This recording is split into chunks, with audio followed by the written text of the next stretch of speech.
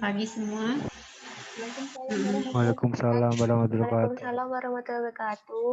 Ya, saya akan lanjutkan kuliah kita minggu lalu tentang CSSD, Departemen Sterilisasi ya. Jadi tersentral semua tempat sterilisasi itu tersentral di satu tempat. Tidak di bagian mana-mana, tidak di poli, tidak di bangsal, tetapi ada satu instalasi yang disebut instalasi CSSD. Di sana tugasnya adalah menghimpun semua atau membersihkan atau mensterilkan semua barang-barang perbekalan farmasi yang harus yang biasa digunakan secara steril. Jadi disterilkan di sana. Kemudian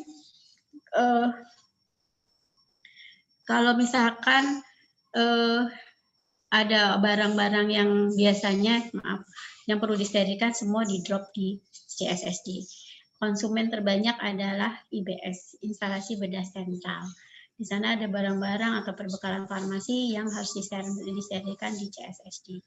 Semua barang-barang yang habis dipakai oleh untuk tindakan itu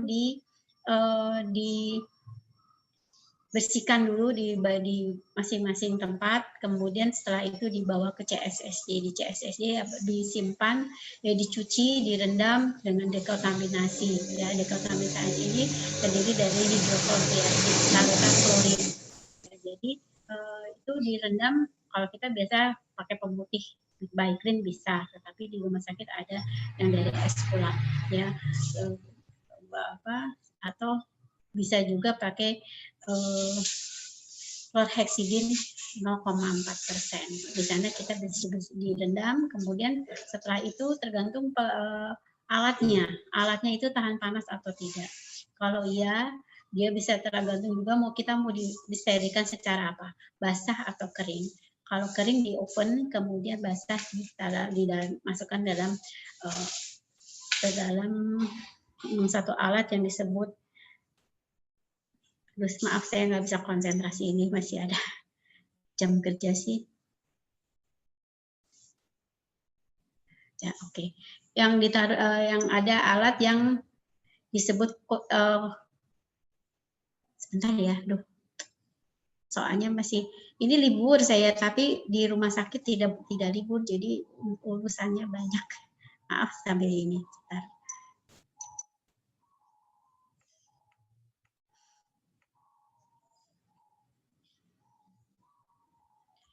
Di dalam autoclave ya. Di sana dipanaskan di dalam autoclave, kemudian setelah itu barulah dikeringkan. Jadi autoclave itu bisa merangkap pengering juga. Nah, setelah itu dikeluarkan. Nah, ya itu. Nah, kita lanjutkan, ini adalah proses ya, proses sterilisasi alat medis bekas pakai. Ya, jadi itu di situ ada gunting, kerontang dimasukkan dalam satu tempat yang disebut kerontang kalau saya bilang, atau mungkin ada nirbeker dan sebagainya, kita pakai itu dibungkus dalam satu tempat dari stainless, terus kemudian dibagi. Setelah itu barulah disterilkan. Jadi sudah dalam bentuk paket ya, paket untuk operasi appendix, operasi yang lain-lain yang dibutuhkan oleh dokter. Kemudian sebelum ini adalah alurnya. Sementara tadi saya katakan barang yang habis pakai kita bersihkan dengan dekontaminasi, direndam selama 15 menit, kemudian dicuci bersih ya. Setelah dicuci bersih kita bisa disterilkan ya. Jadi di sini biasanya sterilisasi itu untuk alat-alat yang memang kritis, jadi dimasukkan dalam tubuh manusia atau pembuluh darah ya, jadi ditusukkan atau buat gunting atau jarum yang kalau jarum sih kita pakainya disposable atau alat-alat yang memang digunakan untuk pembedahan. Kemudian kalau desinfeksi tingkat tinggi kita gunakan untuk peralatan semi kritikal, misalnya dalam mukosa tubuh. Jadi yang untuk kuret, bersih-bersih ya.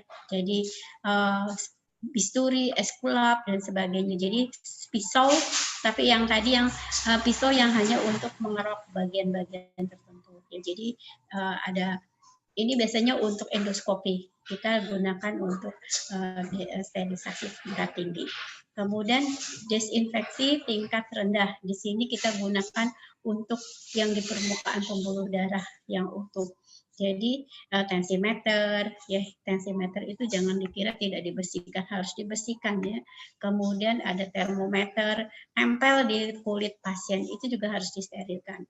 Tapi biasanya ini hanya kita kalau termometer, tensimeter memang dibersihkan oleh IPRSS, tapi kalau termometer cukup di swab dengan alkohol ya, alkohol, kapas alkohol di sana. Kemudian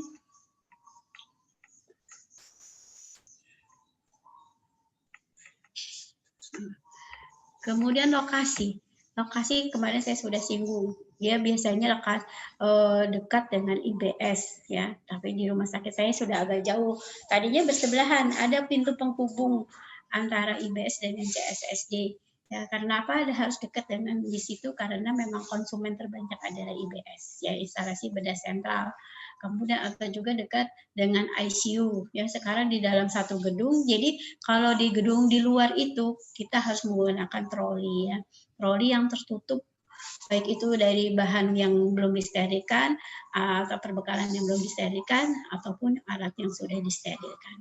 Sebaiknya memang ada khusus untuk IBS, biar dia ada lorong di mana barang kotor dan barang keluar itu akan dengan pintu yang berbeda, tetapi satu dengan model pintu yang seperti pintu menutup sendiri tuh, kayak pintu koboi ya istilahnya ya di sana.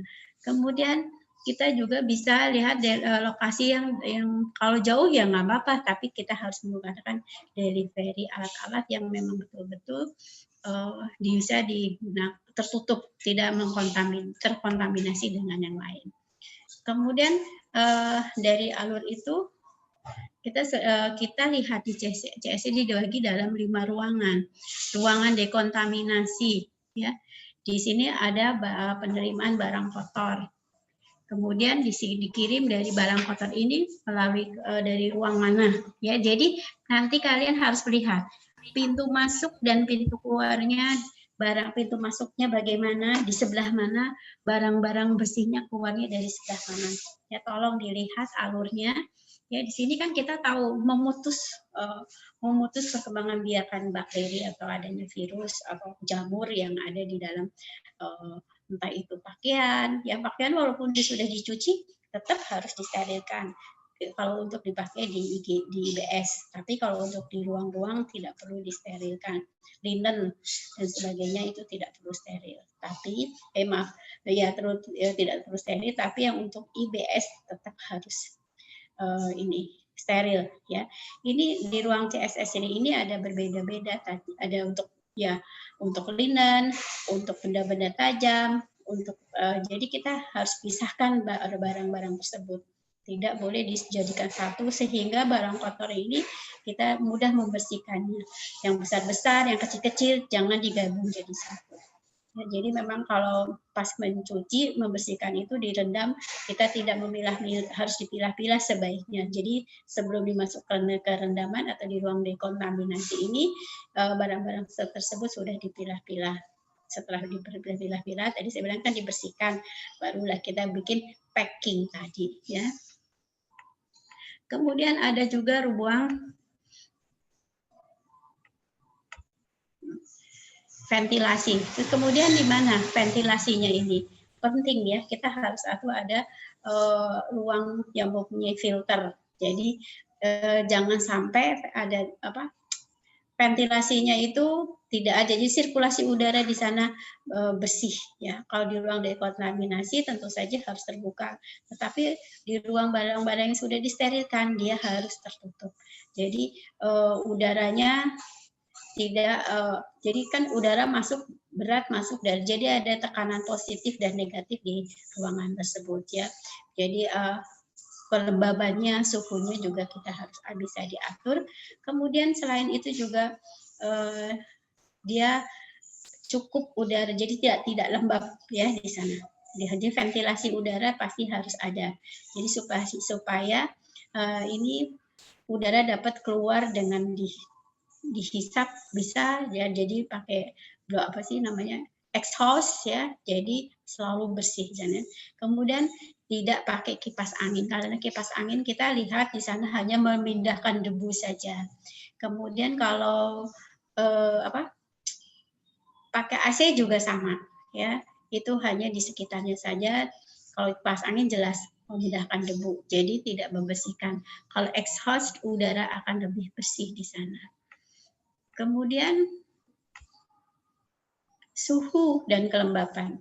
Ya, suhunya suhu ruang di bawah 22 derajat, kemudian kelembabannya 75%. Di sini antara 35 sampai 75%. Jadi memang tidak boleh lebih dari itu, tidak boleh panas dan sebagainya, karena mungkin jadi stabilitas barang-barang yang sudah disterilkan bisa dipertahankan di sana.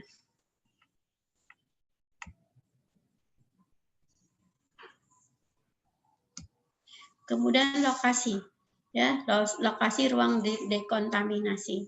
Di sini biasanya kalau ruang-ruang ini ya CSSD biasanya ada di belakang, bagian belakang rumah sakit, sebelahan dengan laundry, ya. Kemudian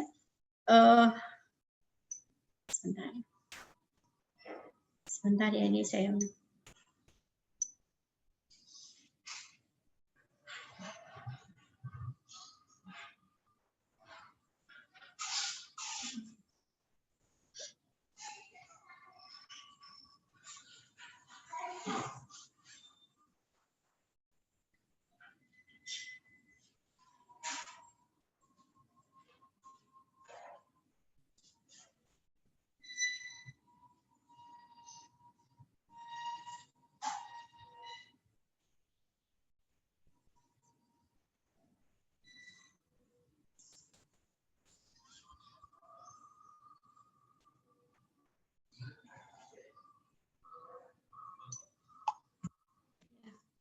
ya, lokasi ini terletak di belakang area rumah sakit. Jadi CSSD memang biasanya di belakang rumah sakit, tetapi di tempat kami sekarang dulunya memang di belakang, tapi sekarang sudah boleh dikatakan agak ke depan, tetapi di sisi utara rumah sakit tempat kami. Jadi barang-barang yang kotor itu langsung masuk ke ruang dekontaminasi, tidak masuk lewat mana-mana. Jadi bedakan tadi saya sudah jelaskan di mana pintu dekontaminasinya. Ya, barang-barang kotor masuk. Di sini tentu saja banyak barang-barang yang memadai untuk proses dekontaminasi. Jadi ada barang seperti bak-bak ya untuk merendam atau membersihkan alat kesehatan. Setelah itu ruang setting ya. Setelah dibersihkan, disetting. Tadi saya sudah jelaskan, jadi ada ruang setting di situ, mengeset di mana untuk peruntukannya apa saja. Di sana kita set, kemudian disimpan atau tidak dianjurkan adanya tempat penyimpanan barang bersih. Ya. Bahan-bahan bersih dan menyimpannya harus terpisah dengan yang kotor. Di sini di tempat setting berarti kan sudah bersih, sehingga kita lakukan sterilisasi dengan apa ya. Kemudian ruang produksi dan setting linen. Jadi ini ruang masuknya memang bukan produksi, ruang setting tadi. Jadi mau dipakai apa, dibungkus dengan apa linen tersebut. Kemudian barang tersebut mau ditaruh di packing yang mana. Di sana kita lakukan setting, kemudian apakah biokasa, kapas, dan sebagainya settingnya begitu. Semua dibungkus. Dibungkusnya bisa dengan plastik ya, ada plastik yang disebut pouches. Pouches itu plastik packing, dia bentuknya meteran. Jadi lebarnya tergantung alat yang akan digunakan. Bisa memilih panjangnya, kita tinggal disesuaikan dengan kebutuhan. Jadi kayak di packing ya, jadi nanti di sana di seal, kemudian dimasukkan ke autoclave, disterilkan. Jadi dikemasnya kita bisa lihat barangnya di apa ya, barangnya itu apa saja. Dulu bisa juga dalam kerontang, jadi pakai box yang dari stainless, ditambah itu baru dibungkus dengan kain atau dengan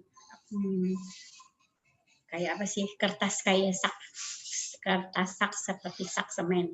Di sana kita bisa lakukan itu. Nah, kalau untuk kalau alat-alat bisa dengan itu. Jadi kita bisa lihat ini alatnya apa saja sudah ada di sana. kalau yang dalam packing itu, atau kalau dalam satu box itu kita ada di situ alat nama barangnya apa saja sudah ada. Jadi di CSSD itu sudah ada daftar packing atau daftar barang-barang yang untuk tindakan-tindakan. Jadi yang setting itu sudah tahu, oh ini ada gunting, ini ada pisau, ada apa gitu. Jadi gagang pisaunya, kalau pisaunya kan sudah steril dari farmasi. Terus apa saja yang digunakan di sana. Kasanya untuk tampon satu kantong itu berapa lembar dan sebagainya sudah ada semua di sana. Kenapa dihitung di situ? Karena memudahkan kami dari farmasi untuk menghitung atau mengentry, mencas barang-barang tersebut kepada pasien. Jadi memang sebetulnya CSSD ini adalah tidak dia bisa profit center ya. Jadi selama ini belum ada profit centernya. Jadi harusnya dihitung dalam unit cost ya, biaya untuk pasien-pasien yang menggunakan ini. Jadi satu pasien itu bisa untuk barang-barang steril biayanya berapa? Tidak mahal ya unit costnya di sana. Tetapi untuk bahan habis pakainya kita bisa hitung sehingga farmasi tidak terlalu rugi. Saya katakan bahwa farmasi itu memang ada bisnisnya ya, walaupun tidak terlalu banyak margin yang kita ambil. Lumayan juga deh 20% ya di sana. Jadi tidak hilang prinsipnya kita kalau mengelola suatu perbekalan, kalau bisa yang hilang itu tidak terlalu banyak. Ya, jadi yang dimana saya katakan bahwa efektif efisien itu memang betul-betul barang itu perbekalan itu digunakan dan tidak hilang karena kita belanja modal, usahakan tidak terlalu banyak pengeluaran. Jadi dikembalinya itu ada, profitnya ada ya, jadi tidak terlalu rugi. Usahakan ya obat-obat, perbekalan farmasi dimanapun kalau bisa dimasukkan di dalam dinding pasien. Kemudian ada ruang steril. Dari ruang produksi di sini maksudnya ada kalau ada produksi bahan-bahan habis pakai yang penggunaan NaCl steril, mungkin biasanya kalau di Karyadi ada produk di sana ya. Produknya apa saya nggak paham, tetapi di sana biasanya ada NaCl, kemudian ada Aqua PI,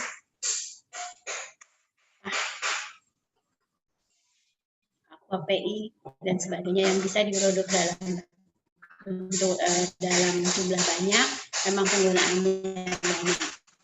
Tetapi di tempat kami tidak ada karena penggunaan kalau dihitung ya alat-alatnya yang kita perlukan untuk memproduksi itu mahal sekali sehingga lebih baik kita membeli produk yang sudah jadi. Selisihnya tidak banyak. Ada juga penyimpanan barang steril. Di sini ruang ini dekat ruang sterilisasi tentu saja, di mana di sana kalau kita melakukan ruang produksinya, ruang sterilisasinya, sehingga tidak terlalu jauh. Begitu selesai kita langsung masukkan ke ruang sterilisasi ini. Suhunya tadi sudah saya jelaskan. Kemudian bagaimana kita mengkalibrasi alat. Ya. Kalibrasi alat ini dilakukan biasanya sesuai dengan ketentuan alatnya itu sendiri, sebaiknya setahun sekali atau 6 bulan sekali. Yang melakukan di sini adalah IPSRS, instalasi pemeliharaan sarana kesehatan di rumah sakit. Ya, jadi kalau ada problem apa-apa IPSRS yang melakukan ini. Jadi atau kita kerjasama dengan produk barang tersebut. Misal otoklavnya sekarang nggak usah panasnya kurang atau kok disterilkannya tidak steril, di sana kita lakukan. Jadi kalibrasi ini harus selalu dilakukan oleh IPSRS, bukan bagian dari teman-teman yang di CSSD karena memang dia tidak belajar itu semua. Ya, ketahuannya kalau misalkan alat ini rusak, hasilnya tidak baik. Ada pasien terinfeksi kemungkinan, atau kita kan selalu saya katakan kemarin untuk mengetahui berapa lama barang ini disterilkan atau apakah yang kita sterilkan sudah baik apa enggak, kita berikan sampel ini kepada lab kesda ya, di lab kesedaran nanti dites, di sana bisa ditentukan expirednya dari packing tadi. Kemungkinan bisa packingnya kurang rapat, atau mungkin ya alatnya tadi untuk sterilisasi dengan tekanan tertentu, panas tertentu, dia ternyata bakterinya belum mati. Itu kemungkinan itu bisa terjadi.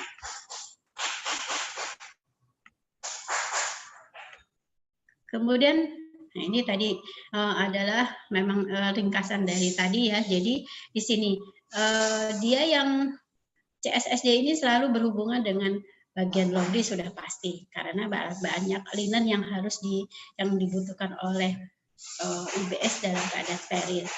Kemudian PIPSRS, nah itu kerusakan tadi, ya kerusakan alat, kalibrasi alat, ini tugasnya IPSRS. Kemudian instalasi farmasi ini dropping semua perbekalan atau bahan habis pakai yang digunakan oleh CSSD. Tadi sepertinya contohnya ada kasa, kapas, kemudian alkohol, kemudian larutan dekontaminasi itu semua dari kecuali Biclean ya. Kalau dari kami ada chlorhexidine, ada anios, chlorhexidine 4%. Di sana kita bisa berikan. Jadi banyak juga perbekalan farmasi. Sebetulnya alat-alat kesehatan itu juga perbekalan farmasi, ya, barang habis pakai. Tapi memang kita tidak melakukan inventarisasi di instalasi farmasi. Jadi barang tersebut langsung disalurkan kepada yang yang membutuhkan, dan semua disterilkan di CSSD. Itu semua perbekalan farmasi. Saya rasa kalian dapat ya kuliah alat kesehatan ya, bagaimana bentuk-bentuk bahan barangnya, nanti itu kan kenapa kalian harus ke sana. Jadi kenapa saya hari ini memberikan tentang CSSD, itu kepentingannya adalah di sana kebanyakan adalah perbekalan farmasi. Ya, ada yang habis pakai, ada yang tidak habis pakai. Jadi alat kesehatan seperti Needbaker, gunting dan sebagainya itu masuk dalam perbekalan farmasi bukan habis pakai, non habis pakai, BHP. Bukan habis pakai, tapi yang kita kelola dengan betul adalah yang habis pakai. Prinsipnya yang habis pakai harus dikelola dengan benar. Kalau bisa semua yang dikeluarkan ada pemasukan, ya, karena kita kalau yang tidak habis pakai itu sudah inventaris rumah sakit, ya, dan tapi itu juga tetap harus dipelihara. Pengadaannya ada panitianya, dan di antaranya adalah seorang apoteker di sana, biasanya sebagai ketua panitianya. Kemudian ini, tata laksana pelayanan CSD di SD. Jadi perencanaan dan penerimaan barang, kita harus bisa merencanakan berapa sih jumlah linen yang kita butuhkan. Sama seperti kita merencanakan obat, ya. Tetapi di sana kalau obat memang rumit, ada uangnya. Tapi perencanaan di sini kita harus berapa sih jumlah barang yang kita harus sediakan. Berapa jumlah pasien yang hari ini dioperasi. Misalkan operasinya 10, ada 10 operasi, berarti linennya berapa yang kita butuhkan. Dalam sehari itu 1 siklus 10. Kalau 3 siklus berarti 30. Kita nggak mungkin menyiapkan linen 30 set. Berarti kita harus melebihkan 4 atau 5 set. Seperti itu. Jadi kita harus tetap berhitung, dilebihkan. Nggak mungkin karena linen yang dipakai malam hari baru bisa dikembalikan atau disiapkan lagi sore hari. Jadi jangan sampai linennya itu habis. Jadi kemampuan, kita harus bisa melihat kemampuan IBS dalam melakukan tindakan di IBS itu sehari berapa pasien. 50 pasien berarti minimal kita harus bisa menyiapkan 3 siklus tadi. Ya, 50 kurang lebih ya 150 set. Begitu juga dengan alat-alat instrumennya. Jadi nggak mungkin habis dipakai disterilkan harus menunggu. Tidak mungkin kan, kita harus rendam dulu, kita baru cuci, kita harus sterilkan. Jadi memerlukan waktu paling tidak 2-3 jam. Nah, kemudian itu bisa, kalau bisa ya langsung dipakaikan untuk shift kedua, tapi tidak. Biasanya yang shift pertama dipakai untuk shift ketiga. Kemudian shift kedua dipakai untuk besok paginya. Ya, yang ketiga. yang pertama di pagi hari esoknya. Tetapi kalau ada sito, harus segera dioperasi. Ya kita ambil alat yang sudah kita siapkan. Itulah untuk jadi sebagai cadangan barang-barang itu ada. Jadi minimal ya kalau 150 tindakan berarti kita harus mempunyai kurang lebih 150 set. Ya, banyak kan. Kemudian di sini juga baru sarung tangan, kasa dan jarum. Ini barang-barang yang memang tidak bisa, ada yang bisa disterilkan, ada juga yang tidak. Ya. Yang tidak disterilkan kita sudah nggak udah dihitung karena itu urusannya dengan farmasi. Ya jadi, nah ini yang di sarung tangan yang disterilkan ini yang seperti apa? Kemudian jarumnya dan sebagainya. Kalau kasa tidak disterilkan, ya maaf, kasa yang akan untuk tampon disterilkan, tapi setelah digunakan dibuang karena sudah pasti banyak darah dan lain-lain. Jadi kita tidak gunakan. Ini jarum yang memang digunakan berkali-kali, ya. Tapi ini juga sudah jarang sekali kita lakukan karena kita sudah menggunakan benang yang sudah ada jarumnya. Jadi sudah tidak repot-repot masukin benang dalam jarum dan sebagainya. Jadi sudah lebih praktis sekarang. Jadi tapi ya biayanya akan menjadi lebih mahal. Kemudian di pencucian, ya, pencucian dilakukan di bagian laundry untuk linen dan alat-alat kesehatannya dicuci di instalasi CSSD. Kemudian di setting, ya, di set instrumennya.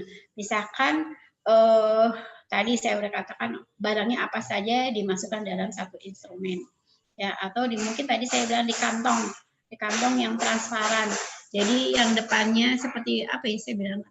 Jadi depannya itu belakangnya plastik tebal, kemudian belakang depannya itu plastik transparan sehingga kita bisa melihat barangnya apa saja yang ada di dalam kantong tersebut.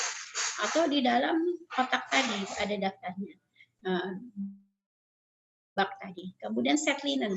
Misalkan untuk tindakan apendik yang mau pakai baju operasi itu siapa saja, ya.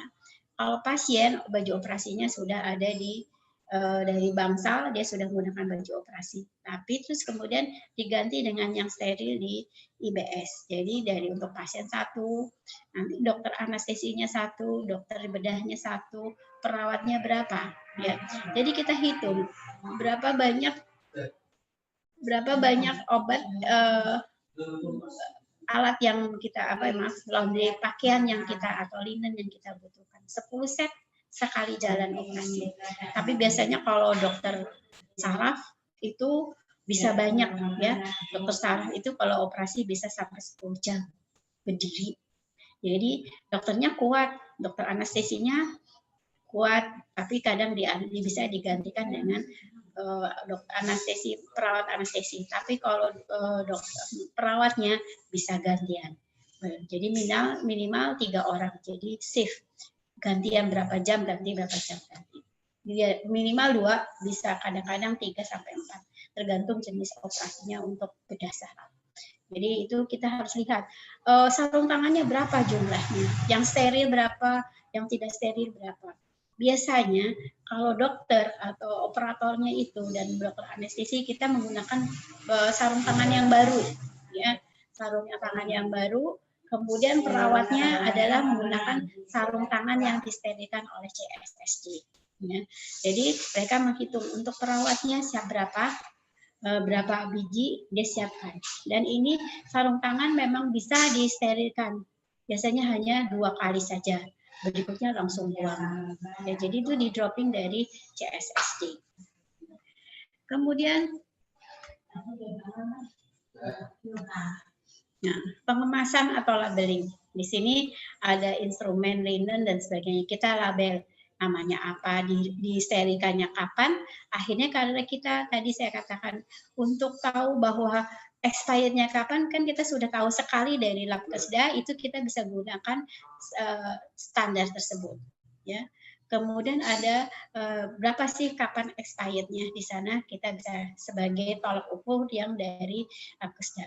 Pemeriksaan di lab Kesda cukup setahun sekali. Jadi selama setahun itu kita itu sebagai tolak ukur bahwa barang yang kita sterilkan expirednya ada sampai tanggal berapa bulan apa ya gitu. Biasanya kurang lebih setahun sampai 1,5 tahun maksimal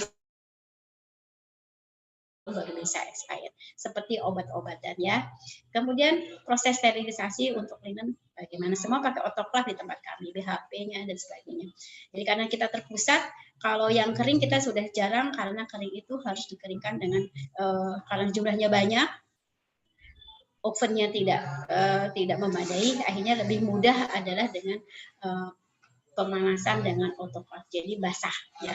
Sterilisasi basah, di mana alat tersebut nanti kalau sudah selesai bisa langsung mengeringkan barang-barang tersebut. Ya. Kemudian disimpan atau dan didistribusikan, disesuaikan dengan kadaluarsanya. Jadi hari ini misalkan saya mengeluarkan expirednya 6 bulan lagi, ya sudah kita berikan tanggal bulan apa dan sebagainya. Itu sesuai dengan apa yang sudah patokannya yang diberikan oleh Labkesda. Jadi kita tidak bisa menentukan sendiri kecuali kalau rumah sakit bisa bisa melakukan tes dari secara biologis, ya bisa. Kita kan indikatornya hanya biologis, kimia dan fisika. Kalau biologis itu ditanam, jadi barang yang ada di swab di suatu agar, kemudian ditanam dalam suhu badan. Kalau besoknya ada bakteri yang tumbuh di sana berarti barang tersebut belum steril. Tapi kalau tidak ada yang tumbuh berarti dia steril. Ya, di situ. Kemudian pemantauan kualitas sterilisasi kita menggunakan indikator. Ya, indikator itu kita lihat kalau secara fisika kita kalau tadi biologis kita sterilkan sudah, terus kemudian kita selalu lihat ada indikator fisika dan kimia. Ya, fisika itu perubahan warna. Jadi biasanya dalam kantung itu kita ada indikator tape. Namanya tape, kita tempel. Jadi sebagai penutup saknya itu atau bungkusnya tadi kita berikan indikator tersebut ditempelkan. Jadi dia akan ada terjadi perubahan warna. Kalau indikator tape itu warnanya dan tadinya kertas biasa, kelihatannya kertas biasa tapi ada garis-garis hitam, garis-garis yang tidak terlihat. Begitu dia dipanaskan, dia akan berubah menjadi hitam. Ya, itu sebagai indikator fisika. Kalau kimia, kita masukkan suatu alat di dalam sterilisasi itu dalam satu pouches ya, namanya pouches. Kita bisa lihat nanti kalau ada perubahan. Jadi yang tadinya putih jadi biru, berarti dia sudah steril. Nah, biru itu menunjukkan dia sudah bisa mengabsorpsi, mengeringkan juga udara di dalam autoclave. Dia sudah menandakan dia sudah steril dalam waktu berapa menit. Biasanya kita sterilisasi dengan autoclave itu selama 30 menit dengan suhu 121 dengan temperaturnya, kemudian tekanannya kurang lebih 7 ppm ya. Jadi maaf, tekanannya apa ya, lupa saya. Dengan 7 tekanan aja, nanti kalian lihat di sana ada nanometernya, di sana berapa si tekanan yang ada di sana ya, di dalam ditutupnya autoclave-nya tadi. Itu adalah prosesnya. Jadi untuk mikrobiologi ya sama tadi kita tidak lakukan karena ini biaya mahal, tapi kita berikan ke Labkesda. Nah, setelah itu semua dilakukan pencatatan. Tadi pencatatan masuk dari ruang IBS barangnya apa saja. Dari bangsal ini barangnya apa saja. Nah, sekarang dicatat catatan setelah disterilkan, kita catat lagi sudah disterilkan barangnya berapa. Siapa tahu ya barangnya yang masuk lebih banyak daripada yang sudah disterilkan. Nanti kita melihat laporannya, adakah barang yang rusak, kemudian berapa set yang sudah disiapkan, itu semua ada pencatatannya. Jadi harus dicatat. Nah, nanti kalian kalau di sana, kalau di PKL ditanyakan semua ya, jangan ini. Kalau sudah dijelaskan sudah selesai nggak apa-apa, tapi di lapangan kalian harus melihat, betul-betul melihat. Jangan hanya ikut aja. Ya, jadi asik dengan dirinya sendiri. Jadi kalau bisa apa yang disampaikan oleh bagian CSSD yang bertanggung jawab di sana, kamu perhatikan dan dilihat. Jangan diam aja, dan harapan saya banyak bertanya, karena kalian mungkin tidak praktek dan hanya kunjungan saja. Ya. Karena ini pandemi, tempat saya kunjungan saja dulu 3 hari paling tidak dia di sana. Jadi ikut melakukan packing, proses kalau pencucian mungkin di sana, tapi kami melihat dia merendamnya pakai apa, itu memasukkannya dengan barang-barang tersebut. Jadi harus tetap pakai APD, pakai boot, ya, supaya terhindar dari hal-hal yang kita tidak inginkan. Apa tuh ada benda tajam jatuh. Nah, jadi kalau kamu nggak pakai boot, ya pasti tidak bisa. Ya. Jadi di sana tuh ada sandal plastik tebal yang harus kamu pakai kalau tidak pakai boot. Tapi sebaiknya pakai boot. Jadi kamu nanti hanya melihat saja di sana, ya, prosesnya. Ini kayaknya mengulang ya. Ini menangani bagaimana kita menangani dan transportasi benda kotor. Jadi kita lakukan apa? Bahan habis pakai ini dipisahkan, sudah pisah ya. Jadi dari masing-masing bangsal, masing-masing ruang, linen yang kotor yang terinfeksi dimasukkan dalam kantong-kantong plastik. Nanti di IPA akan saya jelaskan kantongnya warna apa. Biasanya kalau yang infeksius kita berikan dengan tempat yang warnanya kuning pastinya. Jadi di sana sudah ada yang memisahkan. Jadi di bangsal atau dimanapun sudah ada tempat sampah atau tempat bak baju kotor. Ya, baju kotor itu sudah dibungkus pakai baju kotor. Kalau tindakan mungkin tidak dibungkus, hanya di dalam satu ember, ya, satu ember kotor nanti ditampung, dibawa. Sebaiknya memang si baju kotor ini ditaruh ember besar, tapi sudah dilapisi dengan kantong plastik, ya, kantong plastik infeksius, ya, warnanya kuning. Jadi sehingga yang mengambil pakaian tersebut bisa langsung diikat terus masukin ke dalam ya kalau saya bilang sih tempat sampah, tapi tempat sampahnya bagus loh. Jadi kayak troli warna plastik kuning gitu ya. Kemudian nah untuk barang-barang yang habis pakai juga sama, yang jarum dan sebagainya kita taruh di dalam packing box, safety box yang berwarna kuning. Kemudian jadi si sampah itu sudah disediakan oleh PPI untuk di mana sampah-sampah ini harus dibuang, ya, yang infeksius di mana, pakaian kotor di mana, itu sudah ada tempatnya yang harus disudah. Jadi perawat, dokter atau saya yang farmasi yang ada di bangsal, apoteker atau ketika ya juga kalau menyimpan baju kotor baju tindakan masuk ke dalam satu ember tersebut. Jadi sudah dipisahkan sehingga memudahkan pengumpul sampah, ya. Jadi mana yang mau ke laundry, mana yang mau ke CSSD, ya. Jadi yang jelas kalau dari bangsal ini sekarang CSSD prosedurnya dia harus mencuci sendiri, dimasukkan dalam kontainer, dikembalikan langsung ke CSSD. Jadi laundry itu kalau dari bangsal-bangsal hanya mengambil linennya saja dicuci di laundry. Kemudian dari laundry itu sudah ditulis kan ini bangsal mana, IBS dan sebagainya. Nah, kalau IGD dan sebagainya. Jadi kita nanti barang itu akan kembali ke bangsalnya masing-masing. Ya. Kemudian kita pisahkan yang tajam kalau untuk alat kesehatan, ya, masukkan dalam kontainer khusus benda tajam. Ini dipisahkan. Kalau di tempat kami itu IBS kan karena dia sudah menghilangkan semua bekas-bekas darah tadi, kemudian kotoran-kotoran, kemudian baru dimasukkan ke dalam satu kontainer, baru dipisahkan kepada CSSD. Ya, kemudian kain dan linen dipisahkan sudah, peralatan yang terkontaminasi juga itu sudah kita masukkan dalam melewati tugas. Jadi petugas tadi menyerahkan dan catat jumlah dan jenis barangnya. Kemudian limbahnya. Ya, sini limbah jatuh itu kita mengacu dengan aturan IPAL, kebijakan rumah sakit tentang pengelolaan limbah, ya. Nanti limbah khusus saya akan jelaskan. Kemudian mencuci, ya, mencuci itu memang harus bersih. harus steril sebelum disterilkan, dibersihkan. Bagaimana kalau kita untuk alat-alat dengan lubang yang sangat kecil, yaitu biasanya kita rendam, ya. Kemudian kalau diusahakan ya semua kalau kecil itu berarti kan dia rongga itu ada sesuatu yang lewat di situ.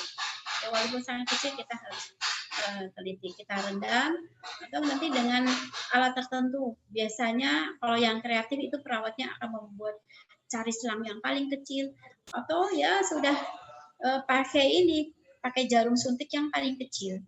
Kemudian si dekontaminannya ini kita tarik, si rendaman ini kita ambil, kita suntikan ke dalam lubang tersebut dengan jarumnya. Itu kan sehingga mengalir seperti itu. Jadi prinsipnya kalau di CSSD itu harusnya juga membersihkan semua dari kotor. Tapi karena kita jauh, misalkan memerlukan waktu, kita tahu darah itu adalah media terbaik untuk berjamur, sehingga memang harus dihilangkan walaupun hanya dengan air dulu atau direndam sementara dengan dekontaminasi. Dan nanti harus dibersihkan kembali benar-benar oleh CSSD sebelum disterilkan. Jadi jangan juga sampai alat tersebut, jadi misalkan ada sesuatu yang mengendap, menempel di barang tersebut, nanti disterilkan dia makin kering, akhirnya tidak bisa hilang dan timbullah karat, ya. Dan ini memang alat-alat yang kita gunakan itu berupa stainless steel yang stainless yang benar-benar stainless asli, ya. Kenapa saya bilang asli? Hati-hati nanti kalau kalian pengadaan perbekalan farmasi, ya. Ini pengalaman saya, perawat kita menerima dulu kan alat-alat tersebut tuh yang paling terkenal adalah mereknya Esculap, ya. Tetapi sekarang kita harus benar-benar melihat benar nggak Esculap, karena sekarang sudah pandai orang-orang itu menggrafir, ya, meniru bentuknya, fungsinya, tetapi kualitas barangnya tidak baik, kurang baik, ya. Nah itu jadi kita harus jangan melihat barangnya saja, tetapi betul-betul asli apa tidak. Saya pernah terjadi, ya kebetulan bukan saya sih yang bagian pengadaannya, tapi penggunanya, tahunya itu kan perbekalan farmasi, jadi yang dituduh adalah farmasi. Ternyata itu barangnya digrafir. Ya. Kita bisa tahu yang asli dari bahan yang benar-benar baik. Jadi kita harus ada perjanjian dengan bagian pengadaan, dengan distributor.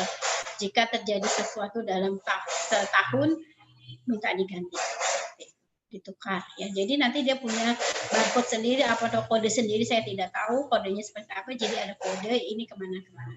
Nah kalau saya misalkan tahun ini saya membeli barang ini, saya kasih tanda warna merah, pakai apa yang tidak hilang.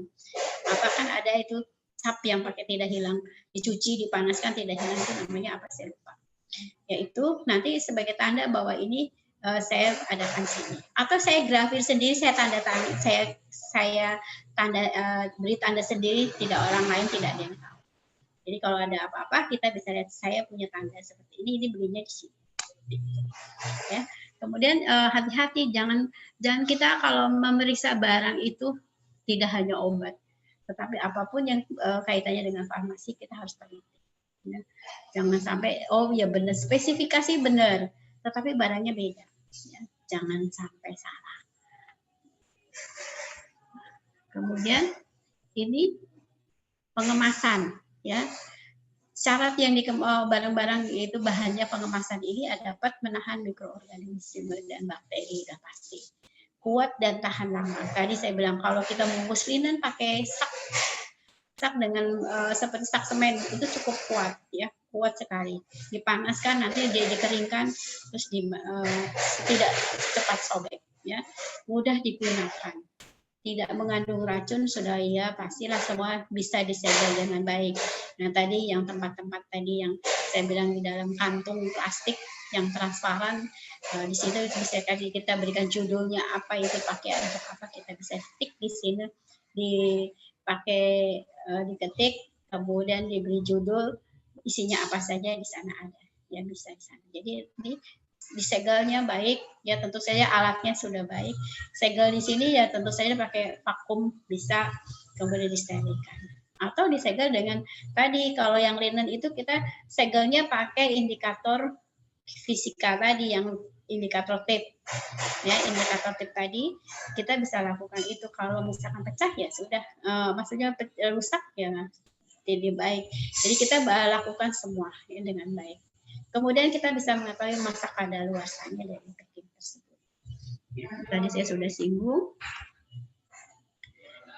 Kemudian metode ya panas kering. Ada panas kering, ada etilen oksida atau ETO atau sterilisasi uap. Ya. Panas kering di sini adalah dengan menggunakan oven biasanya. Ya, jadi dipanaskan setelah dicuci, dipanaskan selama setengah jam, kemudian itu seperti kita oven, tapi ovennya khusus. Cuma kalau oven ini muatannya kecil, sedikit. Jadi barang-barangnya hanya sedikit.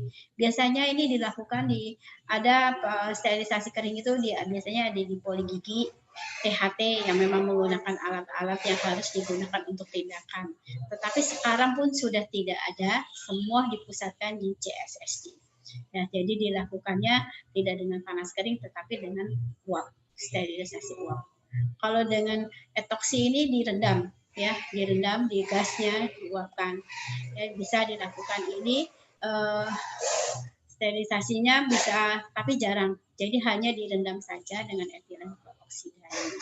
Atau memang ruangannya kita berikan etoksi juga bisa, ya dengan resep di situ apa sih resep? Kayak ini, aduh saya lupa itu isinya, maaf, kok bisa lupa ya. Pengawet seperti kalau untuk mayat itu apa ya namanya, ingat nggak? Bukan kamper. Jadi ada itu presep itu, ini adalah bentuknya tablet. Jadi kita bisa gunakan untuk mengeringkan ruangan supaya tidak lembab. Jadi ujung-ujungnya diberi. Ini ternyata di bagian gizi pun menggunakan itu presep tadi. Saya lupa isinya, nanti dilihat dulu ya. Loh kok dikasih pengering, apa nggak keracunan gitu ya, itu racun itu sebetulnya. Jadi ya untuk makanan, tapi dia jumlahnya hanya sedikit supaya ruang itu tidak lembab kering, untuk khususnya di gizi. Dia kan logistiknya gizi banyak barang-barang kering ya, bukan yang bahan basah yang ditaruh. Jadi misalkan mie, telur, beras, gula, semua ditaruh di dalam satu ruangan diberi pengering tersebut. Penggunaannya juga tidak banyak, setahun mungkin hanya 2 atau 3 tablet saja. Sana itu, kemudian mesin sterilisasi uap ya. Di sini memang pakai mesin uap, jadi pakai autoclave. Kita gunakannya autoclave. Kalau dengan plasma ini jarang digunakan, memang agak mahal ya. Jadi H2O2 ini tidak ya mahal, tapi kini resikonya kepada kulit ya. Kulitnya jadi kering dan gatal. Biasanya peroksida ini kita gunakan untuk membersihkan luka. Kalau untuk membersihkan luka hanya 3% saja. Sediaannya 36%. Nah, ini kalau kita buka aja sudah ke hidung dan ke mata itu sangat menusuk.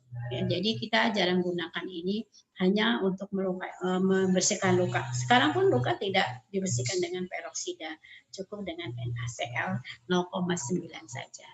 Ya. Bahkan yang terbaru dengan air saja sudah cukup, tapi kita tidak yakin dengan itu semua. Kemudian ini penanganan linen. Linen di rumah sakit kurang lebih sama, tadi sudah saya jelaskan.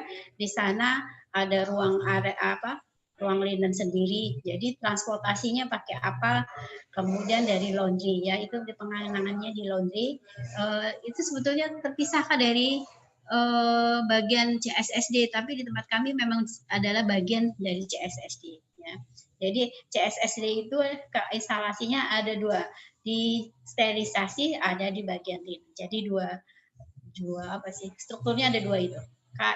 CSSD ada sterilisasi, alkes dan linen. Jadi itu dipisahkan.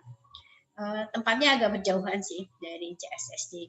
Kalau di rumah sakit lain mungkin sebelahan ya. Sebetulnya ini kalau sebelahan lebih enak ya, karena apa? hasil cucian air linen itu atau mungkin limbahnya itu kan kita bisa gunakan untuk untuk blower ya, jadi dipanaskan jadi untuk mengeringkan linen tadi, cucian tadi supaya lebih kering. Tapi sekarang sudah kita tidak masalahkan itu karena sudah dikelola, limbahnya sudah dikelola oleh IPSRS. Tapi sebetulnya airnya ini kalau limbah ini kalau memang betul-betul yakin kita bisa gunakan untuk mencuci pakaian tadi. Ya, karena nanti juga kan disterilkan. Dengan dicuci adanya sabun, bakteri sudah pasti mati. Ya. Kemudian kalau menempatkan linen infeksius dalam kantong plastik warna kuning tadi saya sudah singgung di awal, ya dicuci dengan sekarang sih sudah canggih, nyuci juga pakai mesin cuci, kita rendam dulu, ya biasanya direndam linen ini di semua linen yang masuk laundry, baju operasi, linen yang harus disterilkan maupun tidak disterilkan kita rendam dengan chlorhexidin, klorin, jadi Biclean. Jadi makanya baju-bajunya cepat ludak, ya warnanya pudar karena dikasih klorin tadi. Kalau putih mungkin makin putih, tapi yang berwarna jadinya luntur warnanya. Ya. Kemudian tapi pada saat kita mengambil barang tersebut tidak menghitung, ya. Jadi dari bangsal-bangsal ini bajunya sekian set, celana bajunya 10 set, apanya 10 set dan sebagainya. Ada anduk, ada selimut, ada spray, dihitung tidak. Tapi dari sana ada catatan. Dan ini adalah jadi dicucinya per bagian, tidak dari IBS sendiri, IGD sendiri, dari bangsal-bangsal sendiri. Sudah ada tulisannya. Nanti kita kalau bisa dicuci bersama-sama kalau jumlahnya sedikit, tapi kalau banyak ya per bagian. Nanti begitu disetrika kita bisa melihat di sana ada tulisan ruang-ruangnya, bangsalnya apa, kemudian dari IBS dan sebagainya. Nanti kembalilah ke bangsalnya sesuai dengan setelah bersih ya. Jadi pada saat kotor tidak diberi tidak dihitung ya, tapi diberi label infeksius. Jadi bagian cucian juga tahu oh ini ternyata infeksius.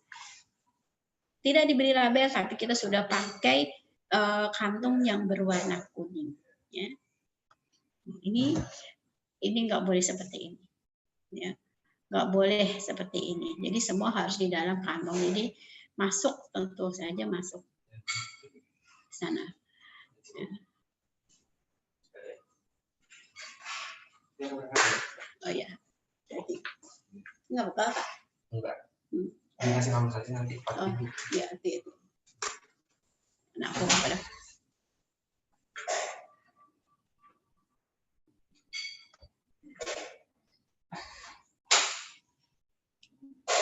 Kemudian transportasi, ya dibedakan troli bersih dan kotor sudah pasti ya kita bedakan. Jangan ditaruh di tempat yang sama. Ya. Troli juga seharusnya dibersihkan juga.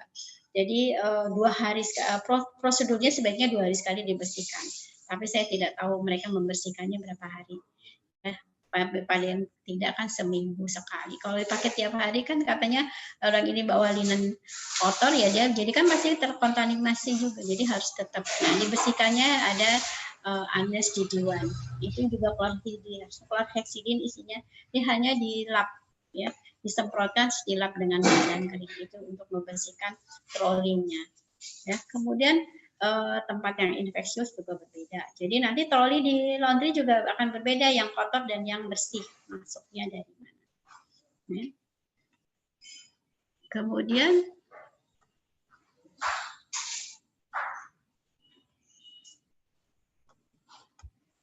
nah ini adalah troli yang bersih. Ya, jadi pakai ini untuk bahan-bahan linen yang bersih. Jadi mudah dibersihkan. Ini stainless ini bikinnya ya, dari stainless. Kemudian ini penyimpanannya. Dimasukkan ini ada ruang bersihnya ya. Di sini kita bisa lihat ini di dalam satu lemari. Apa saja ini ada daftarnya. Nah, ini juga ini laundry yang sudah bersih dan belum disetrika mungkin bisa. Kemudian ini masuk ke dalam laundry dicuci. Lalu disetrika dalam keadaan ini. Kemudian Kalau untuk nosokimia kamu sudah dapat nggak pengendalian infeksi di rumah sakit kuliahnya? Gimana? Siapa yang bisa jawab? Siapa yang saya hafal cuma Hafiz. Nah, Hafiz gimana? Sudah dapat belum? Apa Mbak Laria? Belum, Ibu. Belum, Bu, Ya. kayaknya, Bu. Nah, kalau di rumah sakit pengendalian infeksinya kan yang mengendalikan adalah PPI. Ya, itu kalau belum ada saya akan jelaskan di sini.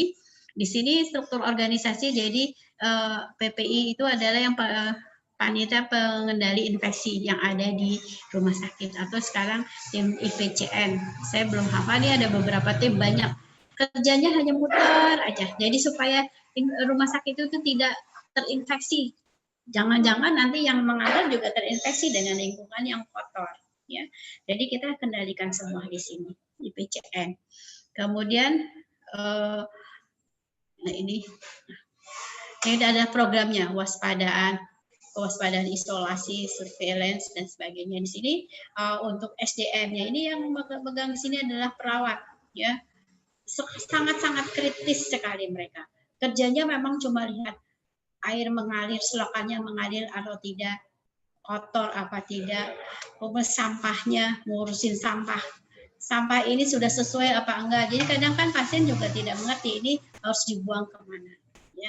Jadi kalau misalkan di ruang tunggu pasien kasih kita akan tidak meletakkan tempat yang plastik kantong sampah warna kuning. Ya karena itu mungkin kalau di ruang tunggu tidak ada yang infeksius. Cuma memisahkan sampah yang bisa sampah organik dan organik saja. Jadi kelihatannya gitu. Kemudian pemilihan desinfektan. Ya. Desinfektan yang kita gunakan antiseptik. Ya. Juga kita aseptiknya mau pakai apa? Cuci tangannya nanti yang bagus pakai apa? Sekarang kan kita pandemi, di mana-mana harus segera selalu cuci tangan. Nah itu dia yang menentukan. Kemudian setiap pasien dokter mau masuk 5 moment kalau masih ingat kan, sebelum memasukkan tempat yang terinfeksius kita harus cuci tangan. Dulu satu ruangan, waktu zaman saya sih satu bangsa isinya 6 orang gitu, misalkan satu ruangan isinya 6 orang, cuci tangannya aseptiknya hanya di depan pintu. Tapi sekarang tidak.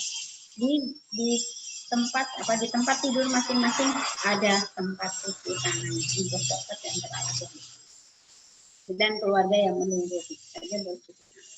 Jadi sudah itu pemilihannya, letaknya mereka yang menentukan. Dan itu menghabiskan biaya sangat banyak, ya. Tapi mau apa lagi, kita kan tujuannya safety. Jadi ya tetap aja dibelikan. Pengeluaran untuk IPCN ini untuk pengendalian nosokomial itu sangat tinggi, ya. Jadi pakai hazmat, sarung tangan dan sebagainya. Jadi ini adalah waspada yang standar yang kita harus lakukan. APD, penata laksanaan linen dan sebagainya. Ini semua jadi dia keliling ke CSSD, ke linen, limbah-limbah, dia kerjanya seperti itu. Ya. Kemudian ini juga sama harus cuci tangan. Nah, ini kan kita lihat cuci tangannya di luar. Sekarang itu tidak boleh. Ini ruang pasien harus di dalam, tidak di luar. Kalau mau ngirit nggak bisa. Jadi ya harus bikin sendiri. Kemarin awal-awal pandemi kami kesulitan untuk mendapatkan aseptik ini. Ya.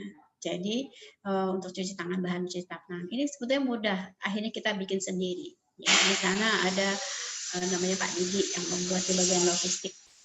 Dia bikin dari alkohol dan gliserin. Ya, di sana kita bikin sendiri. Itu jatuhnya murah, tetapi SDM-nya tidak ada. Kita butuh tempat yang besar untuk menempatkan ini semua. Jadi kebersihan tangan kita harus cuci tangan. Ada apa saja di sini adalah bakteri-bakteri yang ada di dalam tangan kita. Banyak sekali, ya, cukup mengerikan dan banyak jenisnya. Dikendalikan dengan itu. Kemudian ya salah satunya pengendalian untuk alat tadi, pengendalian untuk infeksi nosokomial si CSSD. Kenapa dia juga harus melihat itu? Ya, teknik pembersihan tangan bisa. Jadi semua di rumah sakit itu udah nggak boleh pakai cincin, nggak boleh pakai gelang, kalau bisa perhiasan itu dicopot semua. Ya. Tapi kalau akreditasi aja ternyata teman-teman saya dan termasuk saya juga kalau tidak akreditasi tetap pakai gelang, pakai arloji ya. Arloji laki-laki. Kalau wanita sih jarang. Ini adalah cara mencuci tangan. Ada momen-momen cuci tangan yang kita harus lakukan. Pasti sudah hafal ya. Kalau masuk rumah sakit harus bisa ini loh, ya, melakukan tindakan cuci tangan yang benar. 5 moment ada berapa kali. Jadi selaput, ya, jadi sela-sela, putar dan sebagainya di sana. Jadi cuci tangan saya sudah tidak ini kapan kita harus cuci tangan. Satu, sebelum masuk ke dalam kontak dengan pasien. Ya, sebelum kontak di sana, pada saat kontak, setelah melakukan kontak dengan pasien, kita juga kemudian setelah kena dengan sesuatu yang memang infeksius dan keluar dari ruang pasien. Ini ada 5 moment. Ya, 6 langkahnya adalah cuci tangan yang tadi. Ya, yang ini 6 langkah ini. Yang ini, ya, yang ini 6, 13 ya. Di sini ada 5. Momennya harus sudah ya. Jadi kalian harus bisa syarat masuk rumah sakit harus hafal ini dan kalian harus tiap hari praktek baru datang mau apapun cuci tangan ya. Walaupun di farmasi juga tetap cuci tangan. Kita tidak tahu, siapa tahu teman kita mengambil sesuatu dia sudah terinfeksi dan sebagainya, kita tidak tahu. Sekarang apalagi. Jadi harus cuci tangan. Kalau misalkan biasanya memang kalau cuci tangan dengan antiseptik itu sebaiknya 4 kali atau 5 kali. Yang kelima itu kita cuci tangan dengan sabun. Ya. Kalau enggak tangan kita akan kering. Mungkin kalian sudah merasakan toh saat ini bahwa kalau kita dengan antiseptik yang disemprot atau yang di ya apapun pasti tangan kita jadi kering karena itu terdiri dari alkohol. Jadi harus dengan sabun. Tapi kalau tempatnya di situ banyak air, silahkan menggunakan sabun, itu lebih baik karena di sana juga akan bakterinya akan hilang di sana atau apapun yang kita kehendaki kita bisa hilangkan.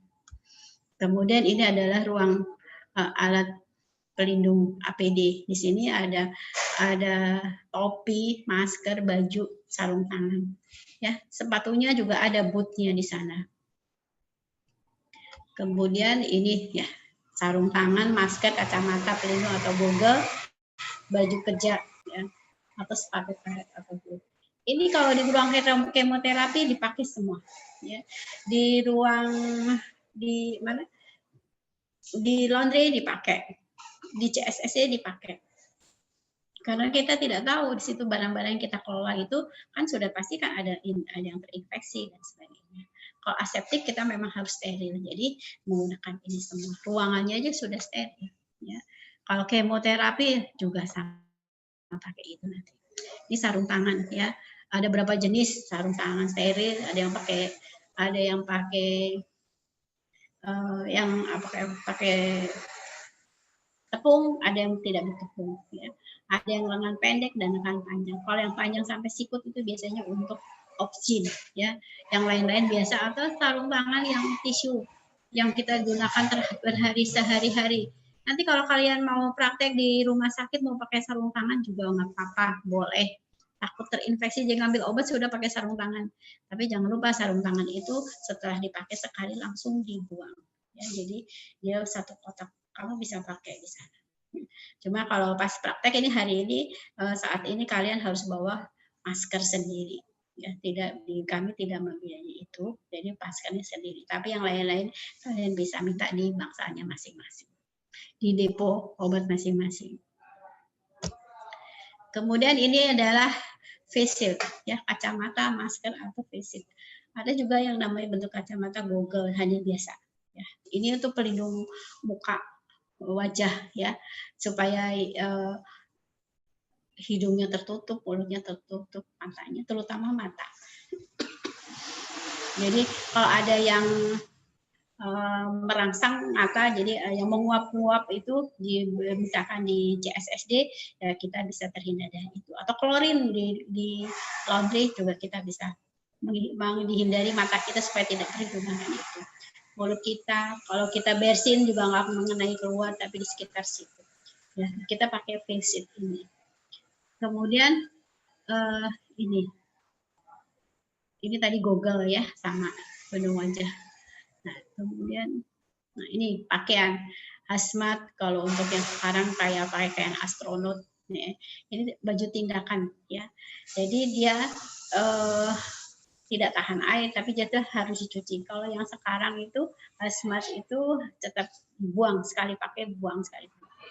Ini baju tindakan ini biasanya bahannya dari katun, dicuci. Jadi kalau ada sesuatu tidak langsung kena pakaian kita yang kita pakai. Jadi kalau di IBS kita ganti baju semua, ya, menggunakan baju tindakan. Nah, baju kita simpan di loker. Nanti setelah tindakan kita ambil, kita mandi, baru ganti. Seperti itu. Nanti mau operasi lagi, pakai lagi yang lain, yang sudah masih steril. Seperti itu. Nah, saat ini di rumah sakit pun begitu. Untuk di Bangsal-Bangsal dimanapun di tempat kami, kalau nanti ke Bangsal harus yang saya nggak tahu siapa yang akan, sudah ada daftarnya yang akan praktek di tempat kami, di tempat saya. Nanti siapkan aja baju tindakan berwarna abu-abu. Mungkin dari Diklat sudah mendapatkan info dari itu. 3 set. Jadi selama kalian di sana menggunakan baju itu, datang pakai baju biasa, kemudian setelah masuk depo, IBS atau dimanapun kalian berada, menggunakan baju tindakan. Jadi pakainya baju abu-abu itu, seragamnya. Untuk penunjang, farmasi, dan lain-lain, itu pakainya abu-abu yang sudah ditentukan oleh Diklat rumah sakit. Saya nggak tahu sudah ada siapa yang mau ke sana, sudah ada info tersebut, ya alhamdulillah. Jadi dipersiapkan, jangan sampai sudah di sana baru tahu, sudah di rumah sakit baru tahu harus pakai baju tindakan, sehingga ya seperti ini kemarin kelompok yang ini sedang PKL, tempat PKPA di tempat saya, dia nggak tahu, tidak diinformasikan dengan kampus, sehingga 1 minggu dia belum punya seragam.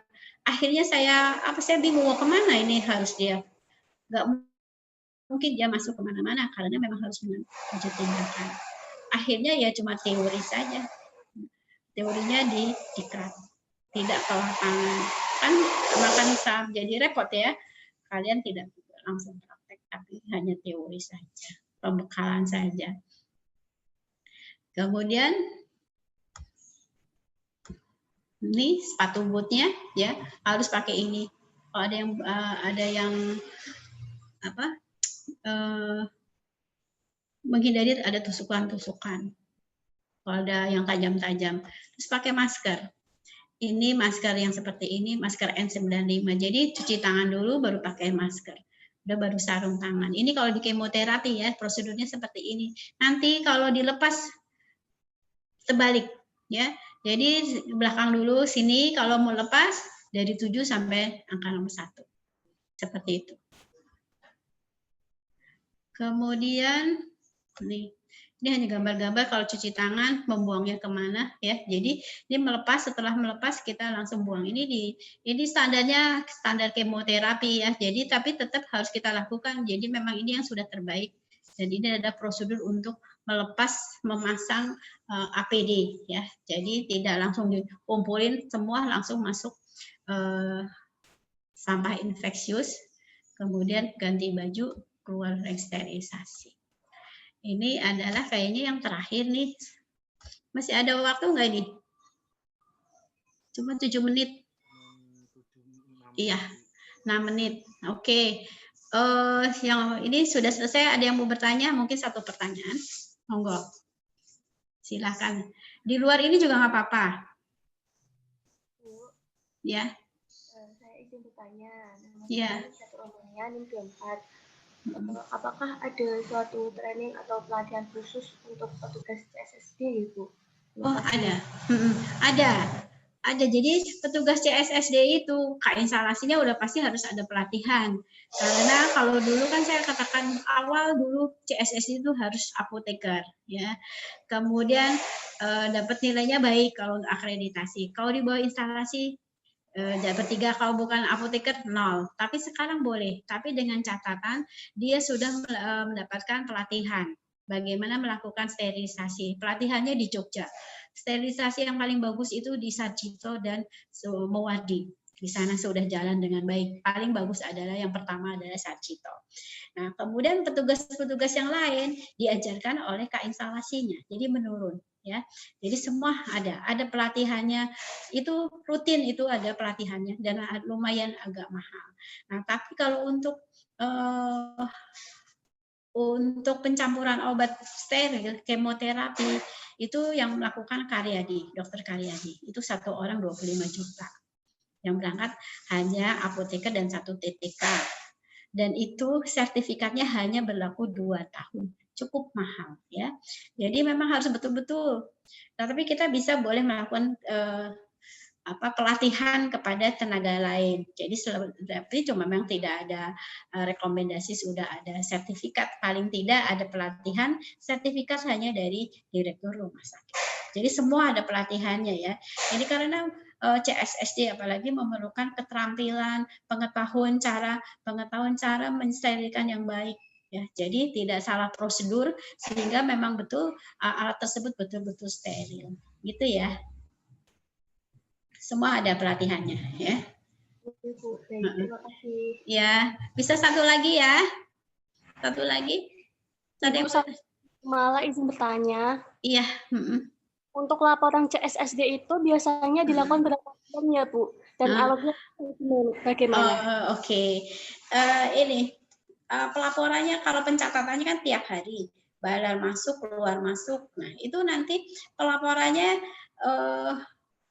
sebulan sekali. Dia melakukan pelayanan sterilisasi berapa kali. Misalkan karena kan di sana juga ada untuk penilaian kinerja, ya. Jadi seseorang itu ada dinilai dia melakukan sterilisasi sehari berapa kali atau sebulan berapa kali. Di situ adalah hasil produknya. Laporannya adalah jumlah saat itu, ya, yang ada di ruang steril, bahan-bahan atau alat-alat bahan habis pakai yang ada di dalam ruang steril itu jumlahnya berapa, ya. Di sana ada kartu stoknya nanti. Jadi kayak seperti obat aja laporannya, mutasinya. Nanti ada pemasukan. Pemasukan itu adalah pemasukan barang kotor, ya. Kemudian barang kotor masuk ke ruang steril juga ada pemasukannya barang steril dan pengeluaran barang steril. Itu laporannya seperti itu. Jadi hampir seperti sama dengan laporan obat, ya. Stok awal, pemasukan, pengeluaran, dan sisa. Nah, sisa ini adalah memang barang harta yang ada, aset yang ada di uang CSSD tersebut, ya. Jadi laporannya setiap bulan, sebulan sekali. Dan ini adalah menunjukkan kinerjanya CSSD. Itu, ya. Sudah puas? Sudah, Ibu. Terima kasih. Ya, oke. Saya sudahi dulu ya untuk hari ini. Nanti kita berarti kuliah terakhir hari Sabtu ya? Iya, Ibu. Oke. Untuk hari ini saya rasa cukup. Terima kasih. Jaga kesehatan selalu. Assalamualaikum warahmatullahi wabarakatuh. Waalaikumsalam warahmatullahi wabarakatuh. Oke, Bu. Makasih, Bu. Ya, sama-sama. Saya live ya. Iya, Bu.